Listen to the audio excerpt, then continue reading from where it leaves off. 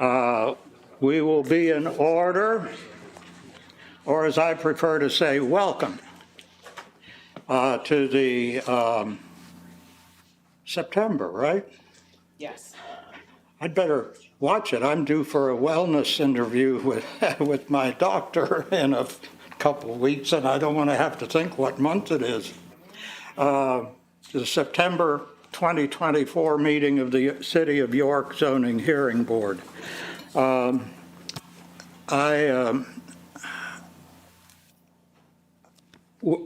hope without anyone's objection, I think I've cleared it with everyone. We are going to switch the agenda items and take case 28, 591 Linden. It's not street, it's Linden Avenue.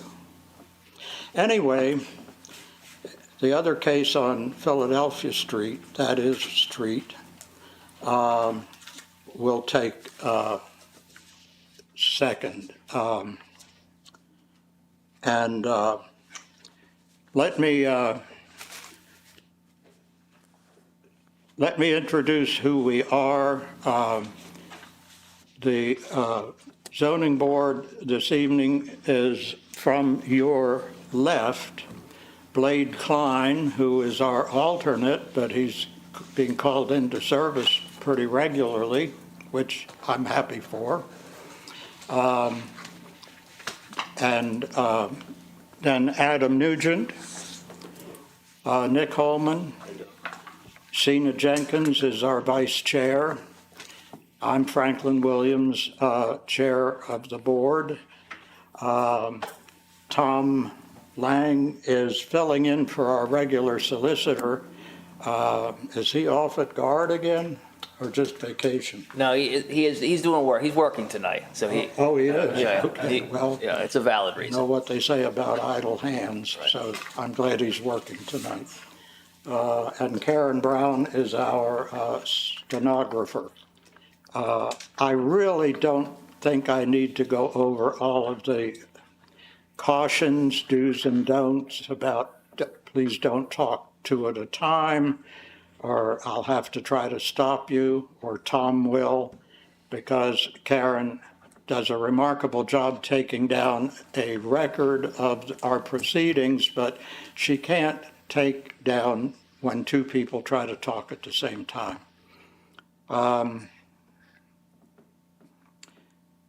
When Tom will read some of the description of your case as introducing it, and then whoever is to represent the case and present the case will come to the podium. I would ask everyone to please, who is going to testify, please don't swallow the microphone, but stay within several inches of it, and please speak loud and clear if you can, so that everybody in the room, not that it's that much of a crowd, but if they're going to have to wait until your case is done, so they probably would like to hear more about it. Please speak up. Also, so I can hear it. If anyone has a cell phone, would you please turn it either to off or vibrate? And will everyone who may want to testify this evening please stand and raise your right hand? Do you solemnly swear or affirm that the testimony you give here this evening will be the truth, the whole truth, and nothing but the truth? Let the record reflect that everyone present has been duly sworn. And Tom,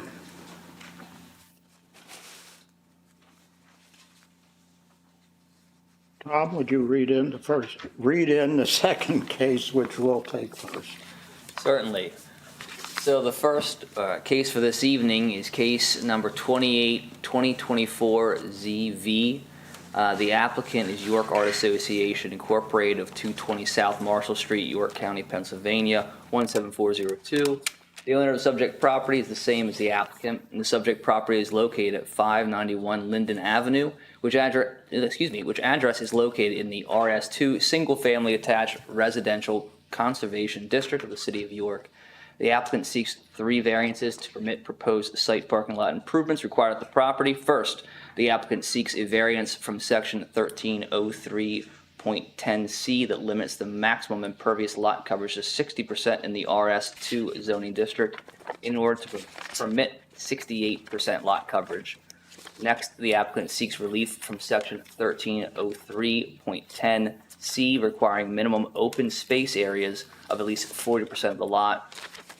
Applicant requests a reduction to 32% open area coverage. And lastly, the applicant seeks a variance from section 1303.09.1 requiring that 10% of the total area of the parking lot be devoted to interior landscaping. The applicant was reviewed by the planning staff of the City of York, and the planning staff recommends approval of all 3 variances. The case was not heard by the City of York Planning Commission due to the lack of a necessary quorum. The record before the board this evening consists of the application itself, Exhibit A, an application attachment overview, Exhibit B, site plan, Exhibit C, deed of the subject property, and Exhibit D, partial zoning map, and last, Exhibit E, a photograph summary. Mr. Chairman. Thank you. Would you give your name, full name, and local address, either home or business as you prefer, for the stenographer for the record? Yes, my name's Eric Johnston of Johnston and Associates. Address is 2386 Taxville Road, York, PA. Thank you. Now, keeping in mind that that we received some information the board has previous to the meeting, and I think we probably all have. Make your case. Okay, thank you. And let me remind you that I think we've become pleasantly familiar with the property. This will be the 3rd time we have been presented with it. Okay. In about 1.5 or 2 years. I would say 1.5 years. It first came to us, I think, in the spring. And then the owner of record at the time changed his mind and to develop it into apartments. And I think we were all a little bit apprehensive. But then sometimes what looks like bad news turns into good news, and the Art Association came along. And I think we've all been pleased with that development. I'm sorry, I'm taking your time. Okay, thank you for letting me come before you tonight. Again, Eric Johnston of Johnston and Associates. Our office does consulting civil engineering work. I prepared the application that's before you tonight. And basically, again, the property at 591 Linden Avenue, it's about a little over ½ of an acre in size. The Art Association purchased the property, as you indicated, last year, and actually came before the board in November to gain a use variance to do specialized instruction, the dance, the music, art, and the basic activities. As part of that decision, as most decisions are from the zoning hearing board, it was subject to filing appropriate land development plans and making sure everything satisfies the subdivision land development ordinance. So the Art Association reached out to our office to prepare such plans. We have recently submitted those as well, but actually put on that plan that we would subject to this zoning variance request. But so basically, after we got it surveyed and established how much impervious surface was on it, we let the Art Association know that, in hindsight, when they came in for the use variance, it would have been good to also cover the variances that we have tonight before you. Notably, the the 12-page application. In the first page, there's a narrative in there, again, explaining the two sections of the zoning ordinance. In fact, pretty much all three are basically related to lot coverage and landscaping. The Art Association holds special events during the evening hours and from time to time, and want to maximize the parking that is they can on that site. We have prepared an Exhibit B plan that shows that layout of what we desire to do there. But basically, in the RS2 zone, we're only allowed 60% impervious coverage on the site. So those numbers work out where our impervious coverage we're proposing is 68%. Again, due to the paving extents, and the plans show a sidewalk around from the building, ADA compliant, and all along the proposed parking lot. So at the end of the day, we exceed the allowable impervious coverage by 8% on the site. We would contend it's dimensional in nature. We're going to manage that stormwater that's all the new stormwater on the site. We are going to manage that appropriately, get it underground, get it in infiltration measures so that there is no stormwater runoff problems due to that exceeding that 8%. So again, section Article 1303.10E is the one article, and that's again on the impervious coverage. Hand in hand with that, the open space is just the inverse of that. So we aren't providing quite enough open space as we tabulate in the application, needing, again, 40% open space. We have 32% proposed. And then the third variance, again, relates to parking lot design and putting landscaping islands in. Our Exhibit B plan, sheet 2 of 2 that you should have before you, shows our proposed one-way entrance in off of Linden Avenue, exiting to the back alley. So, to try to maximize, again, the spaces along the ADA compliant sidewalk and the main access of the building on that side, we are proposing to install landscaping at the far ends, but again, according to your ordinance, we need to put one in every 10 parking spaces. So we're proposing to have 11 and then have landscaping at each end. And plus, through the Art Association, they're going to have a large outdoor garden area right beside the parking lot area too. So I think we meet the spirit of the requirement to have at least 10% of the total area of the parking lot landscaped. We just prefer, if we could, and request relief that we don't have to split up the opportunity of having 11 spaces there with an island right in the middle. We would focus on the exterior sections of the parking lot.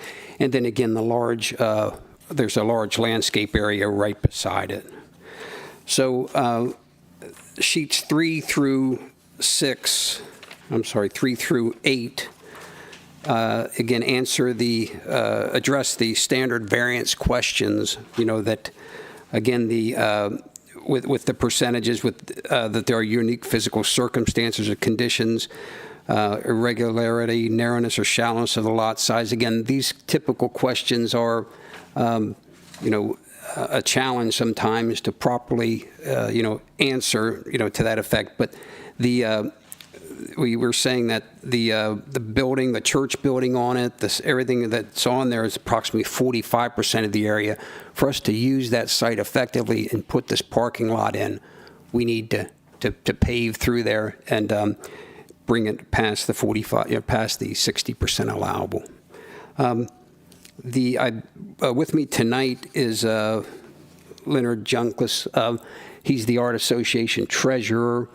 I think he could speak to some of their normal operations, their normal hours, and then again with this parking request of why in some of these evening events that parking is desired.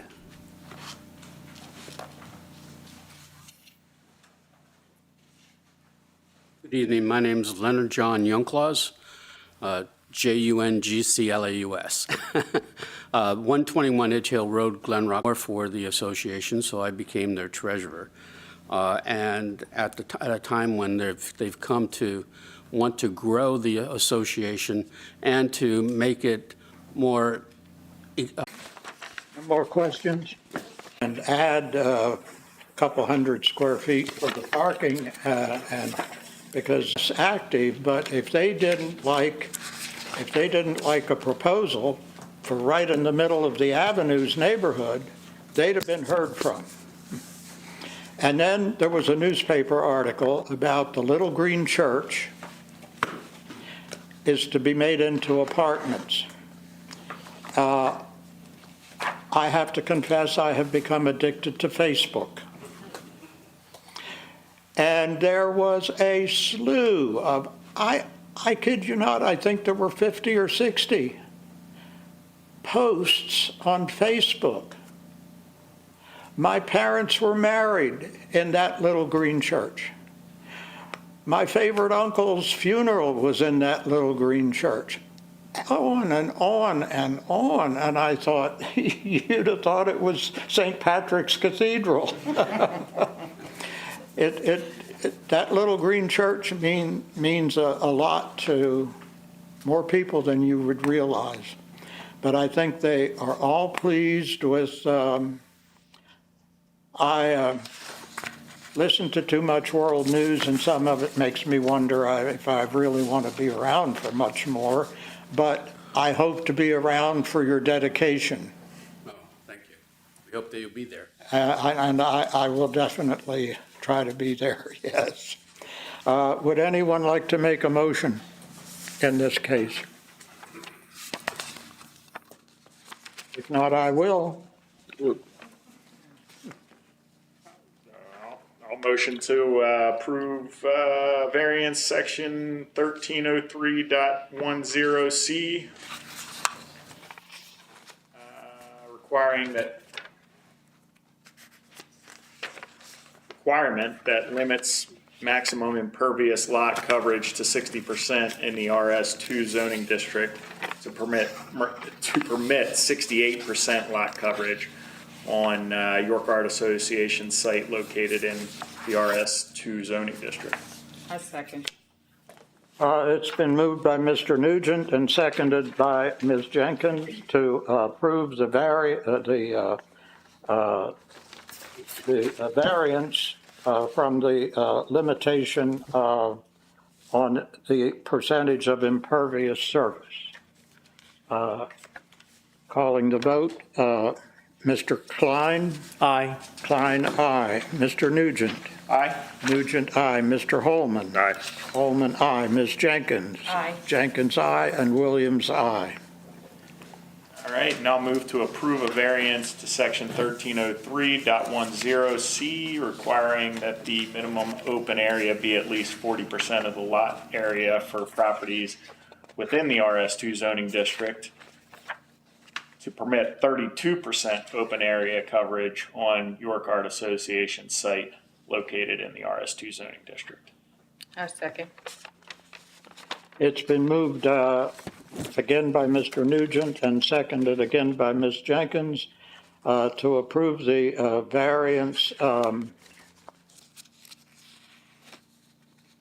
That was the percent requiring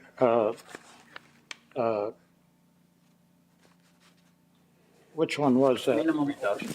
Yeah. Open area coverage. Open air coverage. Calling the vote, Mr. Klein? Aye. Klein, aye. Mr. Nugent? Aye. Nugent, aye. Mr. Holman? Aye.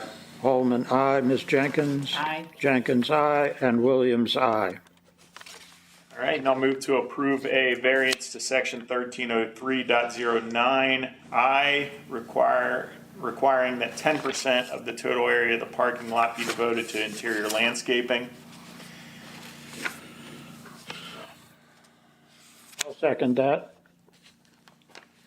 It's been moved by Mr. Nugent and seconded by Williams to approve the variance from the requirement of 10% interior landscaping in the parking lot. Calling the vote. Mr. Klein? Aye. Klein, aye. Mr. Nugent? Aye. Nugent, aye. Mr. Holman? Aye. Holman, aye. Ms. Jenkins? Aye. Jenkins, aye. And Williams, aye. Thank you. Gentlemen. Thank you. Look forward to it. Very much for your help. Thank you. I'm going to call a 2-minute recess.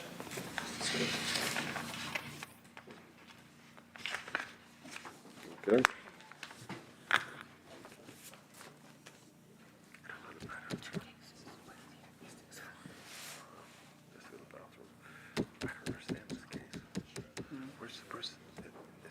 They're making it into 3 apartments, but where's like the kitchens? I mean, I see one kitchen there, but I see no kitchen here, which is the second apartment. I see the third floor is the next apartment. There's a compound wall on this. The basement, first, second, third. And I just don't, unless they're planning to put something in the living room. Yeah, yeah, It's one idea. yeah, yeah. Well, there's a dining room, so where's your kitchen? Would be all of it, you would think. Unless this is what the place looks like, and we haven't seen what they're gonna do. Maybe they're adding, so they haven't done any of the construction to move forward until they get the approval. Okay, so maybe this is what it is. Yeah. Actually, right now. Okay, that would make more sense. Because I just don't see anything that shows what they are planning. So I think this is the. This is the layout of the way it is.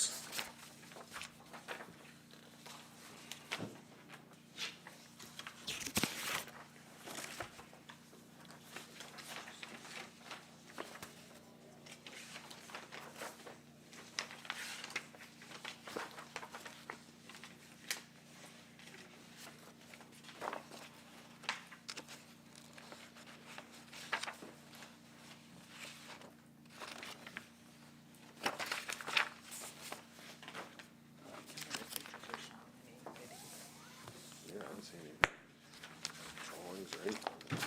What we usually require. Yeah. Right? I apologize. Would you read in the other case, please? Certainly. This is case number 27, 2024 ZV. The applicant, it was Sean McNally, but I believe he's not here tonight. Your name, sir? Stephen McDonald, 135 North George Street, York, P. 17401. The owner of the subject property is the Yorkford Group LLP of 1101 Cortfitson Road, New Milford, New Jersey, 07646. The subject property is located at the 228 to 230 East Philadelphia Street addresses, which are located in the UN1 Urban Mixed Residential Commercial Zoning District of the City of York. Applicant seeks 2 variances to convert, a single-family dwelling into a 3-unit multifamily dwelling, which is a use not provided for. First, the applicant seeks a definitional variance to permit a multifamily dwelling conversion from a different use from a single-family residence, as the current ordinance requires the conversion be from an industrial, institutional, or commercial use. Next and last, the applicant seeks a variance to reduce the number of required parking spaces from 5 to 2. The application was reviewed by the planning staff of the City of York, and the planning staff recommends denial of both variances. The case was not heard by the City of York Planning Commission due to a lack of the necessary quorum. And the record before the board this evening consists of the application itself, the deed of the subject property, a letter from Mr. McMillian, the zoning officer of the City of York, to Mr. Jose Serrano regarding the subject property, an aerial view of the subject property and floor plans, proposed use, and lastly, photos of the subject property. Mr. Chairman. Thank you. I'm sorry, you're Mr. McDonald. That's correct. Are you Attorney McDonald? I am. Okay. Okay, who is, I'm just curious, who is Mr. Serrano? Mr. Serrano is an associate of the owners of this property. He's not affiliated directly with it. Okay, Okay, and because he made apparently made the initial inquiry to the zoning officer for the zoning determination on the property, and I was just curious because I didn't see his name listed anywhere else. Okay. Do you want to tell us about the case, please? Sure, thank you. Thank you for the opportunity to come before you and speak tonight. Basically, as was indicated, this is a property that, as you can tell from both the address and the deed, it looks like it used to be two separate properties that were combined, probably two separate residences at one point, also combined into one. What we're looking for is primarily to be able to convert that back to a multifamily dwelling. If this was an industrial or commercial or some other property use right now, we would be able to do it. If it was new construction, we'd be able to build it that way. Unfortunately, for the current owners, it is been converted to a single-family residence, so we need we come before you for the exception tonight. I have with me Avery Hoffman, who is one of the principals of the Yorkford Group, to talk about kind of his plans for what that means. I will say, in terms of the second request for the variance, we're really not seeking any more the variance for the parking. I think that was kind of done out of an abundance of caution in the early stages of some of the planning. We've looked at this. There is sufficient parking on the property for the intent that we intend to do. Right now, this is a 4-story, if you include the basement building, the basement plus 3 stories above that. It would be converted into 4 separate residences, which would, under the ordinances that you have, would then require 6 parking spaces.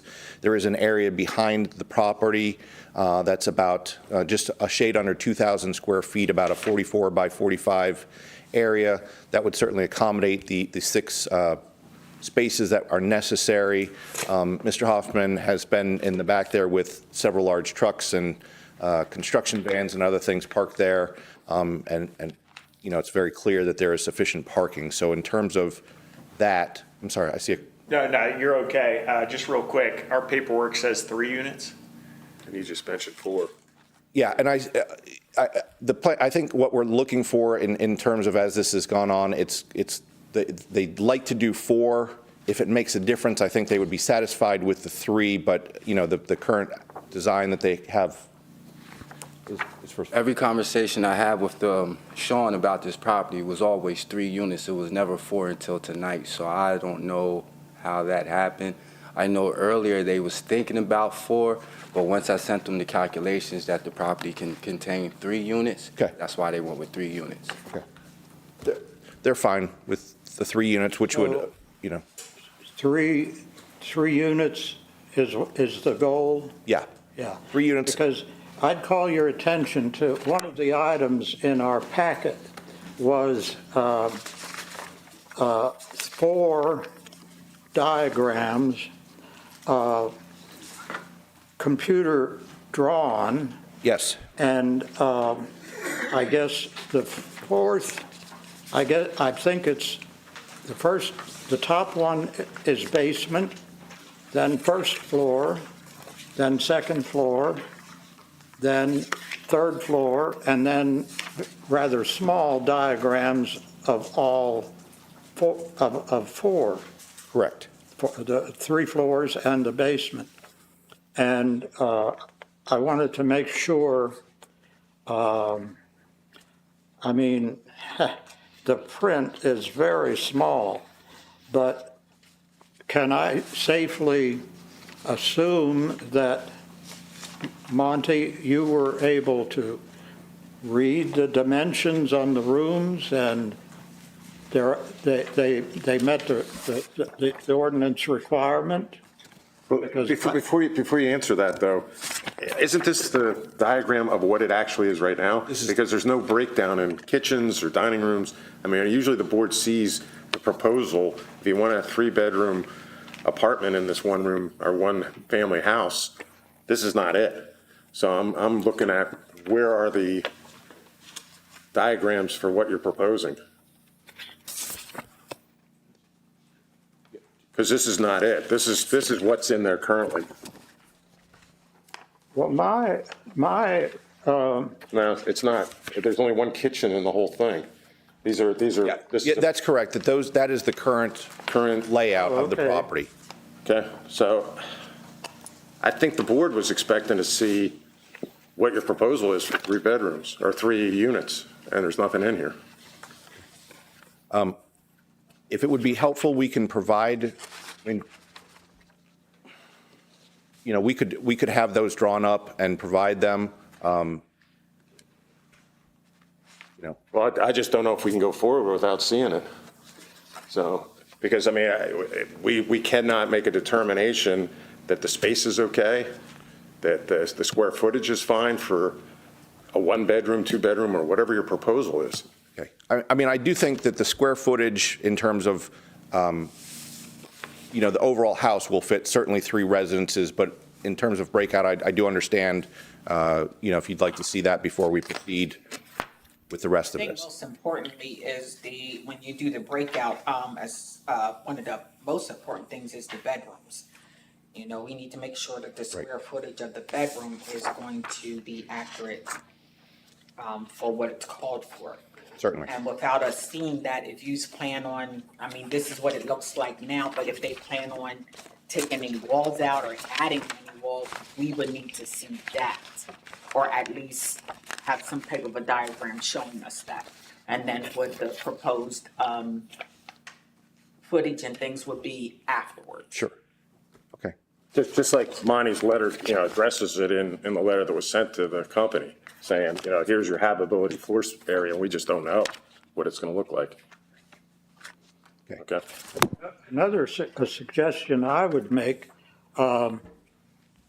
I have always aspired to be fluent in metric as well as feet and inches, but it hasn't happened yet. And the measurements on my diagrams Or meters. are all in metric, Yep. meters. Okay. And it may just be whatever computer program was used to generate these. Probably there was a place where somebody was to select metric or English, and they maybe pushed the wrong button. I've never gotten a computer-generated diagram like this with the measurements in metric before. Understood. First time I've seen it. Well, then, if it makes sense, what we can do is request a continuance of tonight's hearing, provide that supplemental information, and come back before you. I don't like to have to ask you to do that, but are you traveling from New Jersey? Well, I mean, you should have, you probably did foresee the risk, or you'd have bought a property in New Jersey close to where you live. No, I didn't make you do that, but we really should, because what is typical in this house, and it's large, and it was once beautiful, but you look like you could be a construction worker or a contractor, or,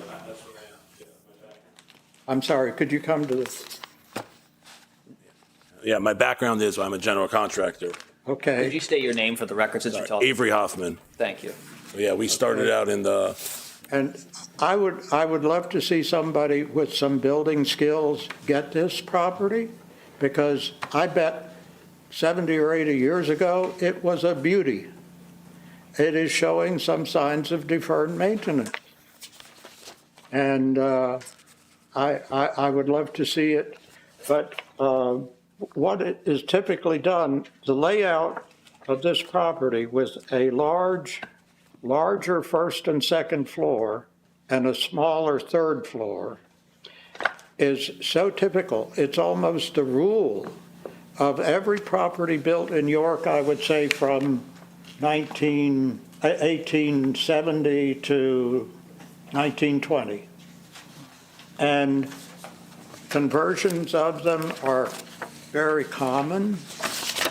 But what usually, the first floor is apartment 1, and apartment 2 is the second and third floor combined because the third floor is smaller. This is a fairly large, this is not, I'd say this is larger than the average similar design house, but this is a little larger. I think maybe you could make but as I recall, one thing I noticed was that in the diagram of the third floor, there are 2 bedrooms and a living room and a bath and no kitchen or kitchen area. So it's for things like that we really would like to see a diagram of just how, because every apartment, you either need a kitchen area, or if it's going to be an efficiency, or a separate kitchen.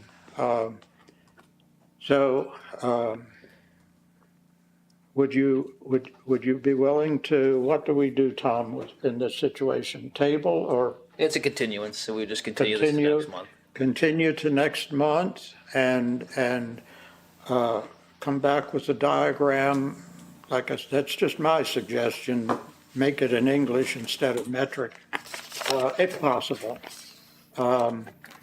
And show us what your plan is going ahead, forward, instead of what it is right now, because that doesn't look conducive for 3 apartments. We'd welcome that chance to do that, and I appreciate that. Do we need to vote on that, or just, I think we're pretty much in We can agreement? make a motion, yeah. May I ask a question before we proceed with that? Certainly. Thank you. Just out of curiosity, you mentioned 4 units. Where was the 4th unit going to be on this diagram? Yeah, so it was gonna be the first floor was gonna be 1 unit. The second floor is quite large. It was gonna be split in the middle, and there's a hallway, and then the third floor would be its own unit, not touching the basement. Okay, gotcha. Basement would just be utilities and. Thank you. There was, the plans did include 2 ingress and egress for each unit, so they'd each have two ways in and out. But we can limit it to 3. And just another point of clarification. So you said that, I know we're looking at continuing it, but so the parking variance, you said you're no longer seeking that variance, that would be resolved? Yeah, and we can include in the diagram a layout, in the plans that will show the breakdown of the property. The lot. The lot and where those parking spaces would be, that'll make that much clearer. And because I think, again, that was done maybe out of an abundance of caution of making sure, depending on what changes or if anything else was going to happen, we wanted to, we didn't want to have to come back and do a second round. But I think that we've established that it's clear that we can meet, especially if it's going to be 3 units, that would be 5 spaces. We had worked it out to at least have 6, so we should be fine and won't need the variance for that. So it'll really just be to have the multifamily use. Thank you. So then, yeah, someone could motion for the continuance second and then vote on it. We can- Okay, I move that with the agreement of the applicant, that we continue the case to next month. Seconded by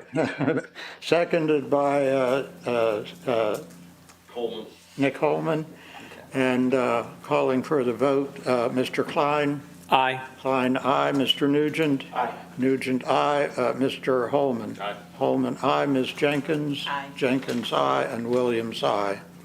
So we'll do that. And I want to explain that the reason I wanted to change the order, and I think I alluded to this when I chatted with you gentlemen before the meeting, that I, a couple of hours ago, was at the property, and I walked all the way to the rear, and I thought, well, it looks to me like there's space for parking. And it could either be developed into a beautiful backyard, or in that neighborhood, sort of dense, maybe it's needed for parking. And I met a neighbor who's lived there for 14 years and started to explain to me about there is a large parking area in the back. And part of it is privately owned and managed by Elite, and the middle part is owned by First Presbyterian Church. And then, and I don't know if it's owned by the church or, but the other end, it would be the, east end, I guess, of the lot is either owned by or leased by the county for some of their employees somewhere nearby. Yes. Does that all, that was all news to me. Yeah. But the guy said that he thought his mother was planning to attend the meeting this evening, and I said, well, why don't you come with her? And he said, I think I will. But they didn't show up. Maybe she had something else in mind. Okay, thanks for your patience. Without objection, we stand adjourned. Thank you. Board members, can I have y'all stay back for a minute? I need to ask y'all a question.